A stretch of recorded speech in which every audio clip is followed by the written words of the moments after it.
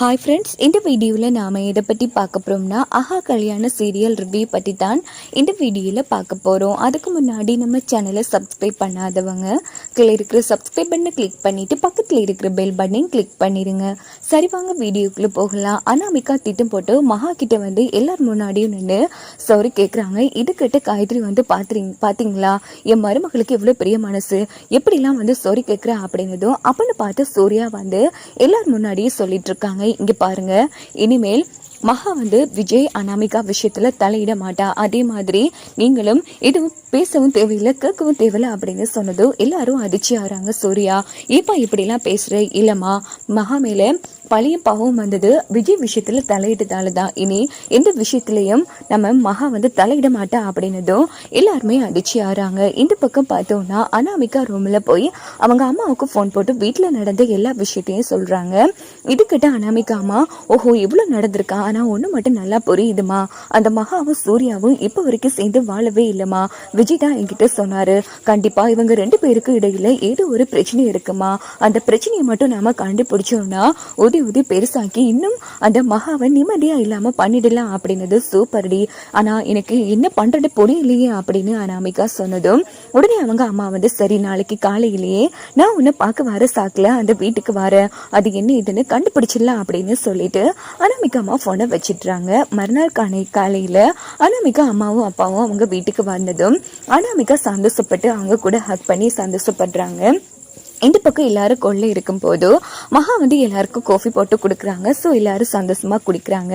இந்த பக்கம் பார்த்தோம்னா, ஏமா மகா, உனக்கு முந்தி வந்தவன் உனக்கு பிந்தி வந்தவன் ஆக்கா, அவளே முழுகாம இருக்கா. அடுத்தது இந்த வீட்டில் அனாமிகாவும் முழுகாம இருக்க போறா. ஆனா இப்போ வரைக்கும் நீ ஃபர்ஸ்ட் வந்த மருமக, ஆனா முழுகாம இல்லை. அது மட்டும் இல்லாம ஒரு சின்ன சந்தோஷத்தை கூட காணவே இல்லையே, என்ன ஆச்சுமா, உங்க ரெண்டு பேருக்கு இடையில எது பிரச்சனையா, இல்ல உனக்கு எது பிரச்சனையா அப்படின்னதும் மகா வந்து ரொம்ப ஃபீல் பண்ணி அழ ஆரம்பிக்கிறாங்க.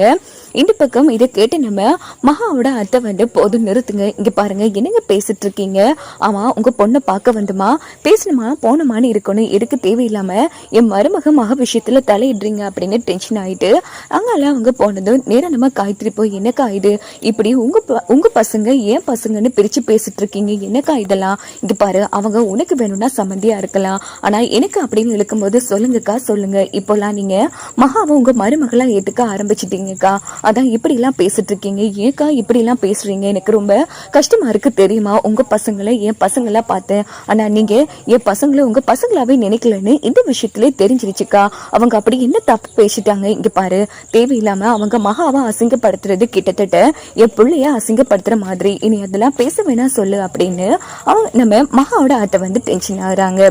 இந்த பக்கம் பார்த்தோம்னா நம்ம அனாமிகாவோட அம்மா வந்து, அப்படின்னா என்னமா தப்பா கேட்டுட்டேன், இங்க பாருங்க இவ்வளவு காலமா இந்த வீட்டுக்கு வந்திருக்கா, ஒரு புழு பூச்சை கூட காணுமே, அப்பனா இந்த பொண்ணுக்கு தானே குறை அப்படின்னதும், போதும் நிறுத்துங்க, என்னக்கு பேசிட்டு இருக்கீங்க நீங்க அப்படின்னு சூர்யா வந்து அந்த இடத்துல சத்தம் போடுறாங்க. என்னப்பா சூர்யா, நீ ஏன் ஜோதிச்சு பாருப்பா, இத்தனை காலமா இந்த வீட்டுக்கு மருமகளா வந்திருக்கா, ஒரு புழு பூச்சை கூட இல்ல அப்படின்னு சொன்னதும் உடனே சூர்யா வந்து விஜயம் முறைக்கிறாங்க. ஏன்னா தன்னோட பர்சனல் விஷயத்த வந்து விஜய் கிட்ட தான் சொல்லியிருப்பாங்க.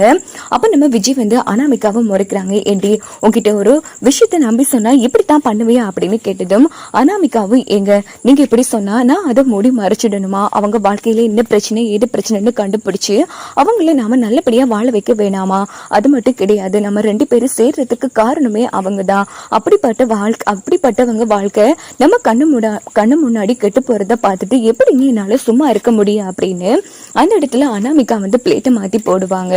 இந்த பக்கம் பார்த்தோம்னா சூர்யா வந்து, இங்க பாருங்க எங்க விஷயத்துல தலையிடுற உரிமை உங்களுக்கு கிடையாது, உங்க பொண்ணு பார்த்தமா பேசணுமா போனமான்னு இருக்கணும், இந்த தேவையில்லாத வேலையெல்லாம் வச்சுக்காதீங்க அப்படின்னு சூர்யா வந்து கத்துறாங்க. என்னப்பா சூர்யா, எல்லா வீட்லயுமே வந்து பொண்ணுங்களை தான் குறை சொல்லுவாங்க, அதனாலதான்ப்பா மகாவுக்கு கெட்ட பேரு வரக்கூடாதுல்ல, அதான் அப்படி பேசின, அப்படின்னா உனக்கு எது குறையா அப்படின்னதும் சூர்யாமா சத்தம் போடுறாங்க. என்ன பேசிட்டு இருக்கீங்க சூர்யா, என்னடா சூர்யா இதெல்லாம், ஆமாமா நாங்க ரெண்டு பேரும் இப்ப வரைக்கும் சேர்ந்து வாழ இல்ல அப்படின்னு சூர்யா வந்து உண்மையை போட்டு உடைச்சதும் பாட்டி தாத்தாலாம் ரொம்ப ஃபீல் பண்றாங்க. சூர்யா என்னப்பா சொல்ற, ஏப்பா இப்படி எல்லாம் பேசுற, ஆமா அப்படின்னா உங்களுக்கு எது குறியா மாப்பிள்ள அப்படின்னு அனாமிகா அம்மா கேட்டதும் போது நிறுத்துங்க, இங்க பாருங்க எதுக்கு இப்ப தேவையில்லாம பேசிட்டு இருக்கீங்க? அப்போ உங்களுக்கு குறை இல்லைன்னா கண்டிப்பா இந்த மகாவுக்கு தான் ஏதோ குறை இருக்கு அப்படின்னதும் இங்க பாருங்க, இன்னொரு வாட்டி மகாவை பத்தி தப்பா பேசுனீங்க அவ்வளவுதான், மகா எந்த பிரச்சனையும் இல்லை, எல்லா குறையும் என் மேலதான் அப்படின்னதும் உடனே நம்ம சூர்யாமா அதிர்ச்சியாயிடே, சூர்யா என்னடா பேசிட்டு இருக்க? ஆமாமா எல்லா குறையும் என் மேலதான் இருக்கு அப்படின்னுட்டு நம்ம சூர்யா வந்து சொல்றாங்க. எங்க இப்படி எல்லாம் பேசுறீங்க அப்படின்னு மகா கேட்டதும், இங்க பாரு மகா, எனக்கு பீசிங் ப்ராப்ளம் இருக்கு தெரியுல, அது ரொம்பவே அதிகரிச்சிருச்சு, எனக்கு ஆப்ரேஷன் பண்ணா மட்டும்தான் நான் உயிரோட இருப்பேன்னு டாக்டர் சொல்லிட்டாரு. அன்னைக்கு என் காதல உங்ககிட்ட சொல்லலான்னு வரும்போதுதான் இந்த விஷயம் எனக்கு தெரிஞ்சுக்கு நானும் சொல்லாமலே விட்டுட்டேன். இப்போ உன் மேல அன்பு காட்டி நான் என் மனைவியை ஏற்று உன்னை வாழ்ந்தேன்னு வச்சுக்கோயேன், கடைசியில நான் உன்னை விட்டு போனா உனக்கு வாழ்க்கை இல்லாம நீ வாழ வேண்டியதா இருக்கும். அதான் உனக்கு ஒரு நல்ல வாழ்க்கை கிடைக்கணுங்கிறதுக்காக நானும் என் காதல மூடி மறைச்சிட்டேன் மகா, நம்ம 2 பேரும் ஒண்ணு சேராம இருக்கிறது தான் உன்னோட வாழ்க்கைக்கு நல்லது அப்படின்னு சொன்னதும் எல்லாருமே அதிர்ச்சியாகும்.